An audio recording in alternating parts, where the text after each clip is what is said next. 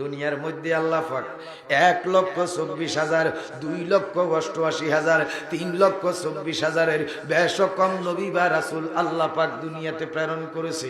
তার মধ্যে 6 জন নবীরে আল্লাহ উলুল আজম খেতাব দিছে।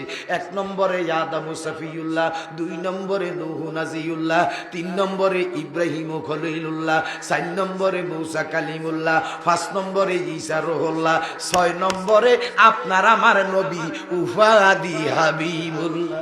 নারে তাকবীর, নারে রিসালাত, নারে গাউসিয়া, জালালিয়া দরবার শরীফ, আল্লামা মুফতি মেশকাত হোসেন জালালি মাদাজিল্লাহুল আলী।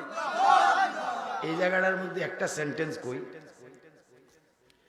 ইব্রাহিম ও খলিলুল্লাহ, ইব্রাহিম আর আমার নবীজি হয়েছে হাবিবুল্লাহ। খলিলুল্লাহ মানে বন্ধু, হাবিবুল্লাহ মানেও কি বন্ধু। তাহলে কি আমার নবী ওনার মতো নবী, ইব্রাহিম খলিলুল্লাহর মতো নবী, তাহলে উনিও বন্ধু উনিও বন্ধু। ঘটনাটা কি, এখন কি করবে? ইব্রাহিম খলিলুল্লাহ রে আল্লাহ উপাধি দিছে খলিলুল্লাহ, আমার নবীজিরে হাবিবুল্লাহ। এরে পৃথিবীর মুসলমান যে যেখান থেকে শুনো রে, একটু খেয়াল করে দেখো নবীর শান বুঝো।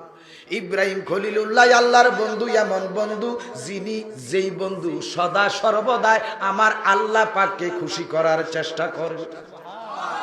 আরো জোরে।